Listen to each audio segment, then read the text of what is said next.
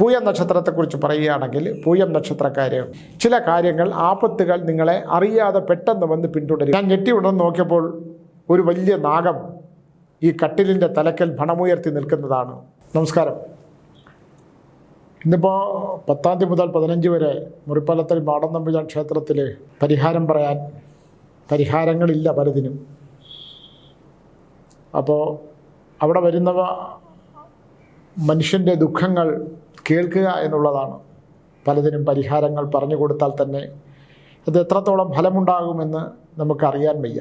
പക്ഷേ പൂജ പരിഹാരങ്ങളെക്കാൾ കൂടുതൽ പ്രകൃതിയും ആയിട്ടൊക്കെ ബന്ധപ്പെട്ട് നിൽക്കുന്ന ചില കാര്യങ്ങൾ ചെയ്താൽ ചില മാറ്റങ്ങളൊക്കെ ചിലർക്ക് അനുഭവത്തിൽ വന്നിട്ടുള്ളത് കൊണ്ട് ഞാൻ അത്തരം കാര്യങ്ങൾ പറയാറുണ്ട്. ഇന്ന് തന്നെ വേദനാജനകമാക്കിയ 2-3 കാര്യങ്ങൾ. ഒന്ന്, അച്ഛനമ്മമാർ വളർത്തിയെടുത്ത കുട്ടികൾ സ്വന്തം ഇഷ്ടപ്രകാരം ഇറങ്ങിപ്പോവുകയും അവർക്കിഷ്ടമുള്ള പുരുഷന്മാരോടൊപ്പം പോയി ജീവിക്കാൻ ആഗ്രഹിക്കുകയും രാവിലെ പഠിക്കാൻ കോളേജിലേക്ക് പോയ അല്ലെങ്കിൽ ജോലിക്ക് കോളേജിലേക്ക് പോയ ജോലി സ്ഥലത്തേക്ക് പോയ പെൺകുട്ടികൾ ഞാനിന്ന് അച്ഛൻ വരില്ല, അച്ഛനോട് ഞാനിന്ന് വരില്ല, ഞാൻ ഇഷ്ടമുള്ള എൻ്റെ ഒരു ചെറുപ്പക്കാരനോടൊപ്പം എനിക്ക് പ്രിയപ്പെട്ട ചെറുപ്പക്കാരനോടൊപ്പം പോവുകയാണെന്ന് വിളിച്ചു പറയുകയും അവരുടെ മനസ്സ് തകർക്കുകയും ചെയ്യും. രാത്രികളിലൊക്കെ അന്വേഷിച്ച് അവസാനം കൂട്ടുകാരുടെ അടുത്തൊക്കെ പോയി കണ്ടുപിടിച്ച് പോലീസ് സ്റ്റേഷനിൽ എത്തുമ്പോൾ 10-25 വർഷം വളർത്തിക്കൊണ്ടുവന്ന പെൺകുട്ടി ഒരു അപരിചിതരെ പോലെ മാതാപിതാക്കളെ കാണുകയും കണ്ടാൽ മുഖം തിരിച്ച് നിൽക്കുകയും ചെയ്യുമ്പോൾ ഉണ്ടാകുന്ന ഒരു മാനസികാവസ്ഥ, ഇത് വല്ലാത്ത അവസ്ഥയാണ്. ഒന്ന് ആലോചിച്ച് നോക്കും. കൈ വളരുന്നോ കാല് വളരുന്നോ എന്ന് നോക്കി വളർത്തിക്കൊണ്ടുവന്ന മക്കൾ അവരുടെ സ്വപ്നങ്ങളെ പിച്ചിച്ചീന്തി എറിഞ്ഞിട്ട് ഇന്നലെ കണ്ട അല്ലെങ്കിൽ അതിനു മുമ്പ് കണ്ട ഒരു ചെറുപ്പക്കാരനോടൊപ്പം ഇറങ്ങിപ്പോയി അവനോടൊപ്പം ജീവിക്കാൻ ആഗ്രഹിക്കുമ്പോൾ ഇന്നത്തെ കാലത്ത് ജാതിയും മതമൊന്നുമില്ല എന്നൊക്കെ പറഞ്ഞാൽ പോലും അത്തരം കാര്യങ്ങളിൽ അന്ധമായി വിശ്വസിക്കുന്ന ചില മാതാപിതാക്കൾക്കുണ്ടാകുന്ന വേദന, സമ്പത്ത് അല്ലേ, സമ്പത്തെല്ലാം നോക്കും. തങ്ങളുടെ മകളുടെ ഭാവി സുരക്ഷിതമാക്കാൻ കഷ്ടപ്പെട്ടുണ്ടാക്കിയ പണം സ്വരൂപിച്ച് കൂട്ടിവെച്ച് അവരുടെ വിവാഹത്തിന് വാദ്യമേളങ്ങൾ കേൾക്കുമ്പോൾ നിർവൃതി കൂടുന്ന മകളുടെ കഴുത്തിലേക്ക് അവൾക്കിഷ്ടപ്പെട്ട അല്ലെങ്കിൽ ഞങ്ങൾക്കിഷ്ടപ്പെട്ട നമ്മൾക്ക് തൃപ്തി നൽകുന്ന ഒരു പുരുഷൻ വർണ്ണമാല്യം ചാർത്തുമ്പോൾ ആ സംതൃപ്തി നിറഞ്ഞ ആ മാതാപിതാക്കളുടെ മുഖം കാണുന്നതിന് പകരം പോലീസ് സ്റ്റേഷനിലെ ഇരുണ്ട മുറികളിൽ അല്ലെങ്കിൽ പോലീസ് സ്റ്റേഷൻ്റെ മുമ്പിൽ അപരിചിതനെ പോലെ നിൽക്കുന്ന മാതാപിതാക്കൾ മകൾ തിരിച്ചു വരുമോ എന്നറിയില്ല, അവൾ ഇഷ്ടപ്പെട്ട ചെറുപ്പക്കാരനുമായി വിവാഹം കഴിച്ച് കാണാത്തത് കൊണ്ട് പോലീസ് സ്റ്റേഷനിൽ പരാതി കൊടുക്കുമ്പോൾ പോലീസ് സ്റ്റേഷനിൽ നിൽക്കുന്നു. മാതാപിതാക്കൾ പോലീസ് സ്റ്റേഷനിലേക്ക് ചെല്ലുമ്പോൾ മോളെ, ഞാൻ കഷ്ടപ്പെട്ടുണ്ടാക്കിയ പണം, നിനക്ക് വേണ്ടി വിവാഹത്തിന് വേണ്ടി ഒടുക്കി വെച്ച പണം ആ താങ്കൊണ്ടുപോയി തൻ്റെ ചിതയിലിട്ടോടൂ എന്ന് പറയുന്ന ഒരു മകളുടെ വാക്കുകൾ കേട്ട് ഹൃദയം തകർന്ന ഒരു പിതാവിനെ ഞാനിന്ന് കണ്ടു. ആ കണ്ണുകൾ നിറയുന്നതും ആ ഹൃദയത്തിൻ്റെ സ്പന്ദനം കൂടുന്നതും അദ്ദേഹം വാക്കുകൾക്ക് ഗൽഗതത്തിന് വീർപ്പ് മുട്ടുന്നതുമൊക്കെ ഞാൻ കണ്ടു. ഒരു പിതാവിൻ്റെ വേദന എന്ന് പറഞ്ഞാൽ മകളുടെ വിവാഹത്തിന് വേണ്ടി ഉണ്ടാക്കി വെച്ച പണത്തെക്കുറിച്ച് പറയുമ്പോൾ ഞാൻ നിൻ്റെ അമ്മയും കഷ്ടപ്പെട്ട് നിന്നെ വളർത്തി, ആ ഉണ്ടാക്കി വെച്ച പണം നിനക്ക് വേണ്ടി ഉണ്ടാക്കിയതാണെന്ന് പറയുമ്പോൾ അത് തൻ്റെ ശവദാഹത്തിന് തൻ്റെ ചിതയിലേക്ക് ഇട്ടോളൂ എന്ന് മുഖത്ത് നോക്കി പറയുന്ന മകളുടെ മുമ്പിൽ സ്തംഭിച്ചു പോകുന്ന ഒരു പിതാവിനെ ഞാനിന്ന് കണ്ടു. എന്തൊരു ദയനീയമായൊരവസ്ഥയാണ്. എന്തിനാണ് ഈ മക്കൾ ഇങ്ങനെ പെരുമാറുന്നത്?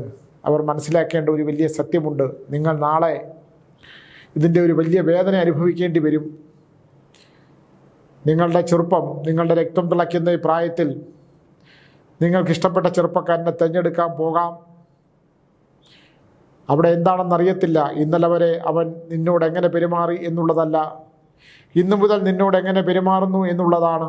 നിൻ്റെ സ്വത്തും പണവും സമ്പാദ്യവും ഒക്കെ കണ്ടുകൊണ്ടാണ് നിന്നെ വിവാഹം കഴിച്ചിട്ടുണ്ടെങ്കിൽ അതില്ല, അതെനിക്ക് വേണ്ട, അതൊക്കെ പറയും. എനിക്ക് നിൻ്റെ സ്വത്ത് വേണ്ട, പണം വേണ്ട, നിൻ്റെ ഇരുനില കെട്ടിടം വേണ്ട, നിൻ്റെ ഒന്നും വേണ്ട, എനിക്ക് നിന്നെ മാത്രം മതി എന്ന് പറയുന്ന പല ഭർത്താക്കന്മാരും പിന്നെ അവളെ ചവിട്ടി കൂട്ടിയെടുത്ത് ഒരു വയറ്റിലേക്ക് മാറ്റി വെച്ച് ചവിട്ടിക്ക് അടിയും കൊടുത്തിട്ട് നിൻ്റെ വീട്ടിൽ പോയി നിൻ്റെ അയാളുടെ അടുത്ത് നിന്ന് പണം വാങ്ങിക്കൊണ്ട് വന്നാൽ മതി എന്ന് പറയുന്ന അവസ്ഥകൾ ഞാൻ എത്രയോ കേട്ടിരിക്കുന്നു, എത്രയോ കണ്ടിരിക്കുന്നു. എന്തുകൊണ്ടാണ് കുട്ടികൾ ഇങ്ങനെ പെരുമാറുന്നതെന്ന് എനിക്കറിയില്ല. പക്ഷേ നിങ്ങളിതിൻ്റെ ഒരു സത്യാവസ്ഥ മനസ്സിലാക്കുന്നത് എപ്പോഴാണെന്നറിയാമോ? നിങ്ങളിതുപോലൊരു അവസ്ഥയെ അഭിമുഖീകരിക്കുമ്പോഴാണ്. നിങ്ങൾക്ക് കുട്ടികൾ ഉണ്ടായാൽ ഈ വിലയുണ്ടല്ലോ, ഈ മാതാപിതാക്കളുടെ ദുഃഖമുണ്ടല്ലോ, അത് നിങ്ങൾ എന്തായാലും നിങ്ങളുടെ മക്കളിൽ നിന്ന് അനുഭവിക്കേണ്ടി വരും എന്ന് പറയുന്ന ഒരു വലിയ സത്യമുണ്ട്. അത് ദൈവനിയോഗമാണ്. ആ കണ്ണീരുണ്ടല്ലോ, ആ പോലീസ് സ്റ്റേഷനിൽ വീണ കണ്ണീർ, തലതാഴ്ത്തി ഇറങ്ങിപ്പോകുന്ന ഭാര്യയുടെ കൈപിടിച്ച് ആ സ്റ്റേഷനിൽ നിന്ന് ഇറങ്ങിപ്പോകുമ്പോൾ പൊട്ടിച്ചിരിക്കുന്നൊരു സമൂഹമുണ്ട്, വേദനിക്കുന്നൊരു സമൂഹമുണ്ട്, ഇത് പറഞ്ഞ് പരുത്താൻ പറ്റുന്ന സുഹൃത്തുക്കളുണ്ട്. ഇതെല്ലാം നമുക്ക് ചുറ്റുമുണ്ട്. പക്ഷേ നിങ്ങൾക്കൊരു കുഞ്ഞ് ജനിച്ചാൽ, ആ കുട്ടികൾ വളർന്നാൽ, ആ കുട്ടികൾ നിങ്ങളോട് പെരുമാറുമ്പോൾ മാത്രമാണ് നിങ്ങൾക്കതിൻ്റെ വേദന അറിയൂ എന്ന് പറയുന്ന ഒരു വലിയ സത്യം, ഒരു യാഥാർത്ഥ്യം ഞാൻ ഓർമ്മിപ്പിക്കുകയാണ്. സ്നേഹവും പ്രണയവും ഒക്കെ വളരെ നല്ലതാണ്, ചേരേണ്ടത് മാത്രമേ ചേരാവൂ. അഗ്നിയോട് ഒരിക്കലും ജലം ചേരില്ല, പാലിനോട് വെള്ളം ചേരും, പക്ഷേ പാലിനോട് ചേരാത്ത എന്തെല്ലാം കാര്യങ്ങളുണ്ട്. അതുപോലാണ് ജീവിതം. ചേർത്ത് വെച്ചാൽ ഏച്ചുകെട്ടിയാൽ മുഴച്ചിരിക്കും എന്ന് പറയുന്ന പോലെ മാതാപിതാക്കളെ വേദനിപ്പിച്ചുകൊണ്ട്, മാതാപിതാക്കളെ തള്ളിപ്പറഞ്ഞുകൊണ്ട് നിങ്ങൾ ഇഷ്ടമുള്ള പുരുഷനോടൊപ്പം ഇറങ്ങിപ്പോവുകയും പുരുഷൻ ഇഷ്ടമുള്ള സ്ത്രീയോടൊപ്പം ഇറങ്ങിപ്പോവുകയും ചെയ്യുമ്പോഴുണ്ടാകുന്ന വീട്ടിലിരിക്കുന്നവരുടെ വേദന. 23 വയസ്സുള്ള ഒരു ചെറുപ്പക്കാരൻ്റെ, ഒരു യുവാവിൻ്റെ അമ്മ വന്നു. അവരുടെ കണ്ണുകൾ, തേജസ്സുള്ള ആ സ്ത്രീയുടെ മുഖത്തെ കണ്ണുകളിലെ ദയനീയത, കരഞ്ഞു വീങ്ങിയ ഉറങ്ങാത്ത അവരുടെ കണ്ണുകൾ. എന്താണ് അവരുടെ പ്രശ്നം? 23 വയസ്സുള്ള അവരുടെ മകൻ, 24 വയസ്സോ പ്രായമുള്ള അവരുടെ മകൻ, 36 വയസ്സുള്ള അവൻ പഠിപ്പിച്ച അധ്യാപികയെ വിവാഹം കഴിക്കുന്നു. ഒന്ന് ആലോചിച്ച് നോക്കൂ. പഠിക്കുന്ന മാതാപിതാ ഗുരു ദൈവം. മാതാവും പിതാവും കഴിഞ്ഞാൽ പിന്നെ എന്താണുള്ളത്? ഗുരുവാണ്. ആ ഗുരുസ്ഥാനത്ത് കാണുന്ന ആളിനോടൊപ്പം കിടപ്പറ പങ്കെടുക്കുക, അവളെ വിവാഹം കഴിക്കുക, അവൾക്ക് സന്താനങ്ങളെ സൃഷ്ടിക്കുക. അതിഭീകരമായ ദുരന്തം. 7 തലമുറ ഇതിൻ്റെ പാപപരിവാരങ്ങൾ, പാപ ദുരിതങ്ങൾ, പാപദുഃഖങ്ങൾ ഇത് അനുഭവിച്ചേ പറ്റൂ. പഠിപ്പിക്കുന്ന അധ്യാപകനോട് എത്ര ബഹുമാനത്തോടാണ് നമ്മൾ പെരുമാറേണ്ടത്, അല്ലേ? വിദ്യ പകർന്നു തരുന്ന അധ്യാപികയോടൊപ്പം കിടപ്പറ പങ്കെടുക്കുന്ന ചെറുപ്പക്കാരനെ കുറിച്ച്, അവരെ വിവാഹം കഴിക്കുന്ന, എത്ര വയസ്സ് പ്രായവ്യത്യാസം ഒന്ന് ആലോചിച്ച് നോക്കൂ. പ്രായവ്യത്യാസത്തിൻ്റെ മാത്രമാണോ അധ്യാപക വൃത്തി?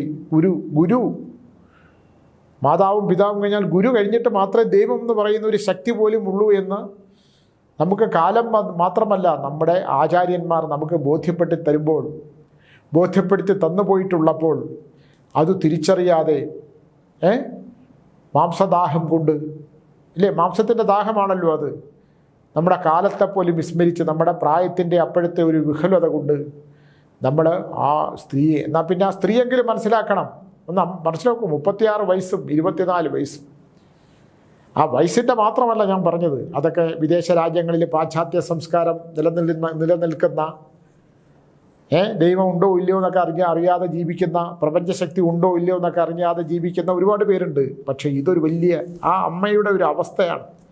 എനിക്ക് തോന്നുന്നു അവർ 36 വയസ്സൊന്ന് വെറുതെ പറഞ്ഞതാവും. എൻ്റെ ഒരു കണക്കനുസരിച്ച് ഞാനപ്പം തന്നെ നോക്കിയിട്ട് പറഞ്ഞു, അതിലും കൂടുതലാണല്ലോ അമ്മേ എന്ന് പറഞ്ഞപ്പോൾ ആ സ്ത്രീയുടെ കണ്ണിൽ നിന്ന് അടർന്നു വീണ കണ്ണുകൾക്ക് മുമ്പിൽ ഞാൻ നിശ്ചലനായിരിക്കുന്നതേ ഉള്ളൂ. ഇത് വിധിയാണ്, ഇതിന് പരിഹാരമില്ല. ഇത് അനുഭവിച്ച് തീർക്കുക ശേഷിക്കുന്ന ജീവിതം. എന്നെങ്കിലും ഒരിക്കൽ അവൻ തിരിച്ചു വരുമോ എന്നോട് ചോദിക്കുമ്പോൾ, പഠിപ്പിച്ച വിദ്യ പറഞ്ഞു കൊടുത്ത ഗുരുവിനോടൊപ്പം കിടപ്പറ പങ്കിട്ട്, വേണമെങ്കിൽ അവൻ്റെ വിധിയോഗമുണ്ടെങ്കിൽ ആ അധ്യാപികയായ സ്ത്രീക്ക്, അവർക്കെങ്കിലും ഒരു മര്യാദ വേണ്ടേ, ഒരു കുട്ടിയെ കൂടെ സൃഷ്ടിച്ച് പിതാവായി ഒന്ന് ആലോചിച്ച് നോക്കൂ. നമ്മളെ ഭാരത സംസ്കാരം എവിടെ നിൽക്കുകയാണ്? നമ്മുടെ കേരളത്തിൻ്റെ സംസ്കാരം എവിടെ നിൽക്കുകയാണ്? പാശ്ചാത്യ ലോകത്തൊക്കെ ഇതൊക്കെ കാണും. 60 വയസ്സുള്ള അമ്മയെ മകൻ കൊണ്ടുപോയി 62-50 വയസ്സുള്ള ഒരാളെ കൊണ്ട് കല്യാണം കഴിപ്പിക്കുകയും അവർ വിവാഹ വീട്ടിലാക്കിയിട്ട് തിരിച്ചു വരികയും ചെയ്യുന്നതൊക്കെ പാശ്ചാത്യ ലോകത്തിലൊക്കെ നമ്മൾ കേട്ട് പരിചയമുണ്ട്. എനിക്ക് നേരിട്ട് പരിചയമില്ല, പലരും പറഞ്ഞു കേട്ടിട്ടുള്ള അറിവാണ്. പക്ഷേ ഇവിടെ നമ്മുടെ ഭാരതത്തിൽ, നമ്മുടെ കേരളത്തിൽ ഇത്തരം കാര്യങ്ങൾ നടക്കുമ്പോൾ നമ്മളുടെ സാംസ്കാരിക മൂല്യത്തിന് സംഭവിക്കുന്ന മൂല്യച്യുതിയെക്കുറിച്ച് നമ്മളൊന്ന് ഓർക്കുന്നത് വളരെ നല്ലതായിരിക്കും, അല്ലേ? എന്ത് തീർക്കാൻ? ഇതൊരു വിധിയാണ്. അങ്ങനെ ഒരുപാട് വിഷയങ്ങൾ. പഠിപ്പിക്കാൻ വിടുന്ന കുട്ടികൾ, ഒരു കുട്ടി പ്രായപൂർത്തിയായി കഴിഞ്ഞാൽ പിന്നെ അവിടെ ഇഷ്ടമാണ്. 18 വയസ്സ് കഴിഞ്ഞാൽ അവിടെ ഇഷ്ടമാണ്.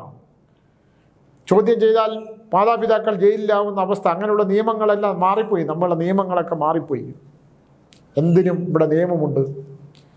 നമ്മളിത് അനുഭവിച്ചാലേ പറ്റുള്ളൂ. മറ്റൊന്ന് വളരെ ദയനീയമായ അവസ്ഥയാണ്.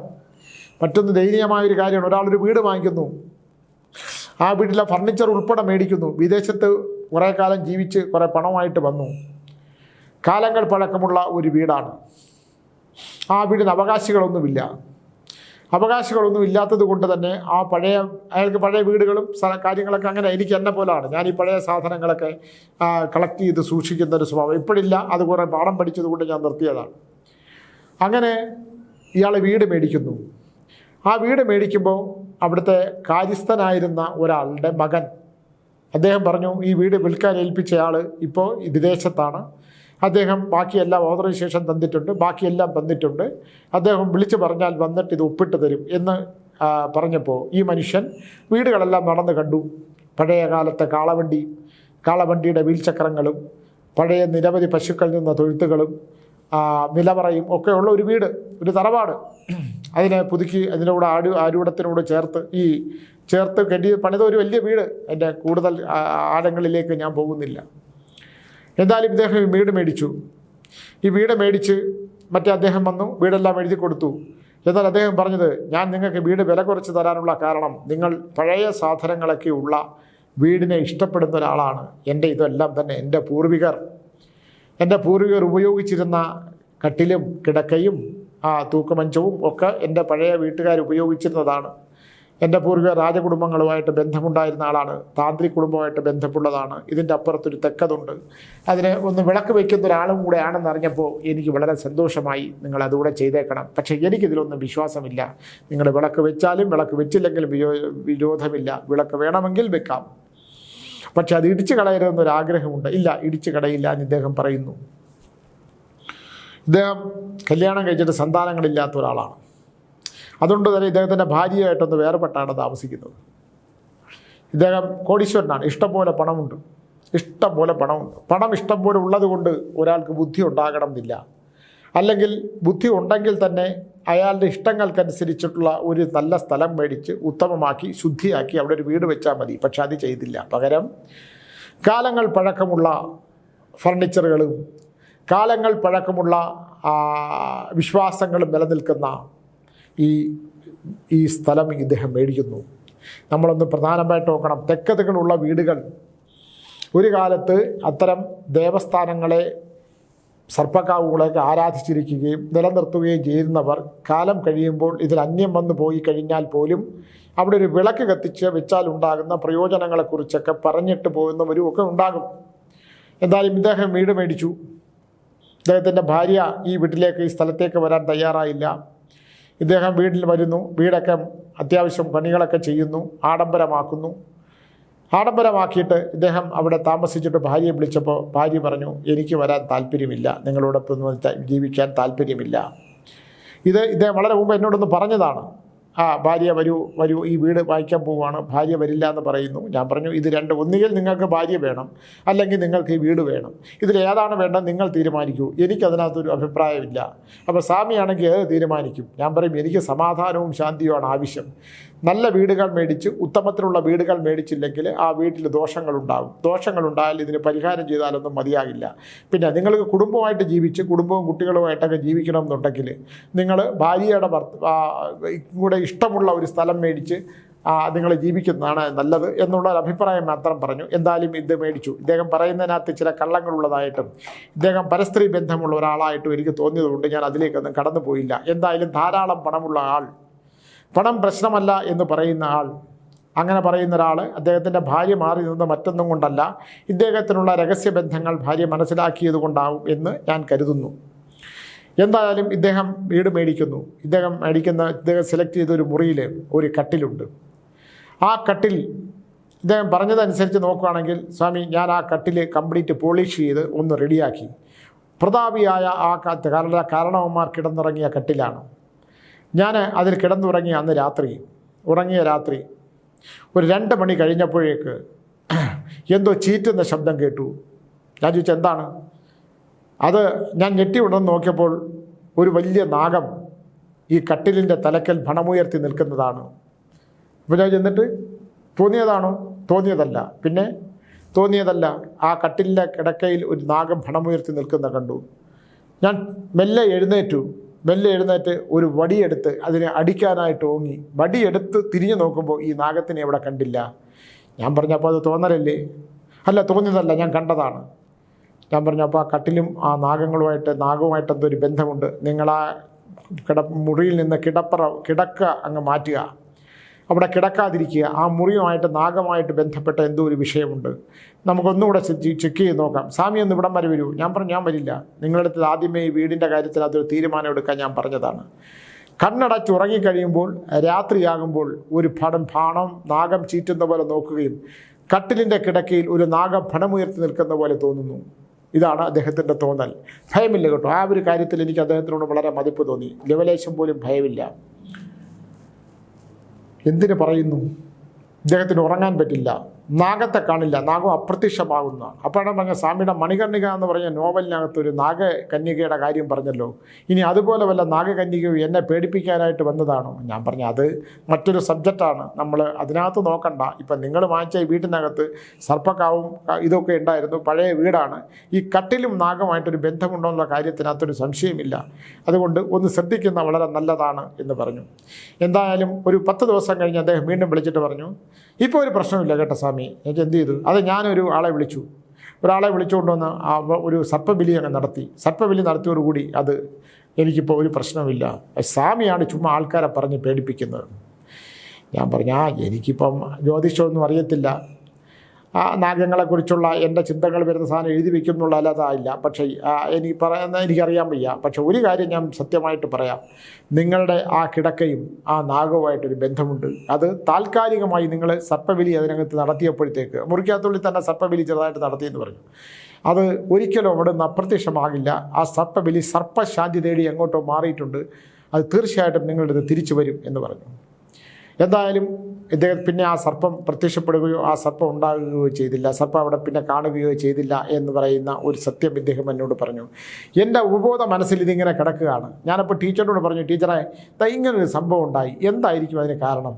ടീച്ചർ എന്നോട് പറയില്ല, എനിക്കിതൊക്കെ പേടിയാണ്, എന്നോടിത് പറയരുത്, എനിക്കിത് പേടിയുള്ള കാര്യമാണ്.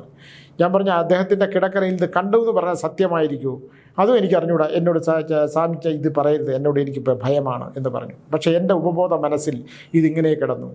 ഞാൻ അദ്ദേഹത്തെ ഒരു ദിവസം വിളിച്ചു. ഇദ്ദേഹത്തിന് ചില നമ്പറുകൾ ഞാൻ നോട്ട് ചെയ്തിടും, എൻ്റെ ബുക്കിനകത്ത് എഴുതിയിടുമെന്ന് വിളിക്കാൻ. കുറേ ദിവസം കഴിഞ്ഞ് ഇദ്ദേഹത്തിന് വിളിച്ചപ്പോൾ ഞാൻ ചോദിച്ചപ്പോൾ ഒരു പ്രശ്നമില്ല സ്വാമി, ഒരു പ്രശ്നം, സ്വാമി സുമ്മാതൊക്കെ ഇങ്ങനെയൊക്കെ എന്ന് പറഞ്ഞ് എന്നെ കുറേ ആക്ഷേപിച്ചു. സംഭവം ഞാൻ അദ്ദേഹത്തോട് ഒരു കാര്യം മാത്രം പറഞ്ഞു. ഞാൻ പറഞ്ഞു താങ്കൾ ഒരു കാര്യം ശ്രദ്ധിക്കണം, ആ കട്ടിലിൽ ഒരു ഭണമുയർത്തിയ നാഗമുണ്ട്. ആ നാഗത്തിൻ്റെ തലയരിഞ്ഞ് കളഞ്ഞതാണ് ആര് എന്ന് ചോദിച്ചാൽ പറഞ്ഞു അതെനിക്കറിയില്ല. അങ്ങനെ ഒരു സംഭവം അവിടെ നടന്നിട്ടുണ്ട്. ആ കിടക്കയിൽ ഒരു നാഗത്തിൻ്റെ തലയേറ്റ് വീണ ശരീരമാണ്, നിങ്ങളൊന്ന് ശ്രദ്ധിച്ചോളൂ എന്ന് പറഞ്ഞു. എന്തായാലും ഇന്ന് രാവിലെ അദ്ദേഹം എന്നെ വിളിച്ചു.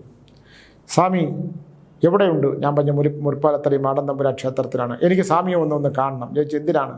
അല്ല, സ്വാമി പറഞ്ഞൊരു സത്യമുണ്ട്, അതിൽ ഒരു പർപ്പത്തിനെ വെട്ടിക്കൊന്നു, നാഗത്തിനെ പടമേറിയ നാഗത്തിനെ വെട്ടിക്കൊന്നത് ഒരു സ്ത്രീയാണ്. ഞാൻ പറഞ്ഞു ഇന്ന് ഇങ്ങോട്ട് വരണ്ട, ഇന്നിവിടെ നല്ല തിരക്കാണ്, ഇന്ന് 10-35 പേരുണ്ട്. ഞാൻ ഫലം പറഞ്ഞു കഴിഞ്ഞിട്ട് നിങ്ങൾ 15-ാം തീയതി എന്നെ ഒന്ന് വിളിക്കൂ. ഞാൻ 15-ാം തീയതി എൻ്റെ ഫലം പറയാം. അത് കൊന്നത് സ്ത്രീയാണ്, ഞാനത് കണ്ടുപിടിച്ചു. ഞാൻ പറഞ്ഞു ഇന്ന് എനിക്ക് കേൾക്കാൻ സമയമില്ല. ഞാനതിൻ്റെ വിശദമായിട്ട് നിങ്ങൾ എന്നോടത്തത് പറയുവാണെങ്കിൽ അത് ഞാൻ DNA പറയും. പക്ഷേ ഒരു സ്ത്രീ ഒരു നാഗത്തിനെ വെട്ടിക്കൊല്ലുന്നു. ഇത് ആ കിടപ്പറയിൽ നിങ്ങൾ കിടക്കുമ്പോൾ ഭണമുയർത്തിയ നാഗത്തിൻ്റെ ചീറ്റലുകൾ കേൾക്കുന്നു. അങ്ങനൊരു സത്യമുണ്ട്. നിങ്ങൾ 15-ാം തീയതി വരെ ഞാൻ മുറിപ്പാലത്തടി മാടന്തമ്പുര ക്ഷേത്രത്തിലുണ്ട്. നിങ്ങൾ വരണം.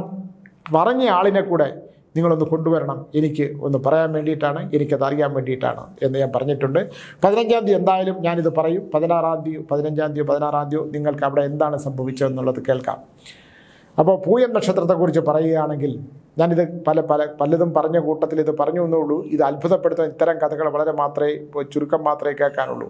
പൂയം നക്ഷത്രത്തെക്കുറിച്ച് പറയുകയാണെങ്കിൽ പൂയം നക്ഷത്രക്കാർ അലസമായി ഇരിക്കുന്ന ഒരു കാലഘട്ടമാണ്. എല്ലാത്തിനോടും ഒരു അലസത തോന്നുന്ന കാലഘട്ടം. സാമ്പത്തികമായി നല്ല ഞെരുക്കമുണ്ടെങ്കിൽ പോലും കടന്നു പോകും, ഒരു സൂചിക്കുഴലിലൂടെ കടന്നു പോകുന്ന അവസ്ഥ. നമ്മളൊരു സൂചി എടുത്തിട്ട് ആ സൂചിക്കുഴൽ നൂലിങ്ങനെ കയറ്റി ഇറക്കുന്നത് പോലെ ആ താരതാമസം എല്ലാ കാര്യത്തിനും ഉണ്ടാകും. ശാരീരികമായിട്ടുള്ള അവശതകൾ ഉണ്ടാകാതെ നോക്കണം. രക്തത്തിൽ പ്രമേഹത്തിൻ്റെ അളവ് ശ്രദ്ധിക്കണം. ഉദരരോഗം വരാതെ നോക്കണം. ഉദരരോഗം വന്നാൽ തന്നെ ഈ ചിക്കനെ പോലുള്ള ചിക്കൻ, മട്ടൺ എന്നുള്ള മത്സ്യമാംസാദികൾ വരുന്ന 30 ദിവസത്തേക്ക് കഴിക്കാതിരിക്കുന്നത് വളരെ നല്ലതാണ്. പൂയ നക്ഷത്രക്കാരുള്ള പുരുഷനാണെങ്കിലും സ്ത്രീയാണെങ്കിലും വിഷ്ണു ക്ഷേത്രത്തിലുള്ള പരിഹാരക്രിയകൾ ചെയ്താൽ ഒരു പരിധിവരെ പരിഹാരങ്ങൾ ഉണ്ടാകാനുള്ള സാധ്യതകളുണ്ട്. പൂയം നക്ഷത്രത്തിലുള്ള സന്താനങ്ങളുണ്ടെങ്കിൽ അല്ലെങ്കിൽ മാതാപിതാക്കളുണ്ടെങ്കിൽ ഒന്ന് ശ്രദ്ധിക്കണം. പൂയം നക്ഷത്രത്തിൽ പിറന്ന കുട്ടികളുണ്ടെങ്കിൽ, പൂയം നക്ഷത്രത്തിൽ പിറന്ന കുട്ടികളാണെങ്കിൽ, പെൺകുട്ടിയാണെങ്കിൽ വിവാഹാലോചന കാര്യങ്ങൾ 30 ദിവസത്തേക്ക് മാറ്റിവെക്കണം. ഇനി അച്ഛനമ്മമാരാണെങ്കിൽ, മാതാവാണെങ്കിൽ കഴുത്തിന് മുകളിലോട്ട്, കണ്ടത്തിന് മുകളിലേക്കുള്ള രോഗങ്ങൾക്കുള്ള ചികിത്സ വേണ്ടി വരുന്നൊരു സമയമാണ്. തലനാരുകൾ ഇളകിപ്പോകുന്ന ഒരു കാലഘട്ടമുണ്ട്. പിന്നെ എല്ലാ സോപ്പും അലർജിയായിട്ട് സ്കിൻ ഡിസീസ് വരുന്നൊരു കാലഘട്ടമായതുകൊണ്ട് സോപ്പ് സൂക്ഷിച്ച് ഉപയോഗിക്കണം. നഖങ്ങൾക്ക് നഖച്ചുറ്റുണ്ടാകുന്ന ഒരു കാലഘട്ടമാണ്.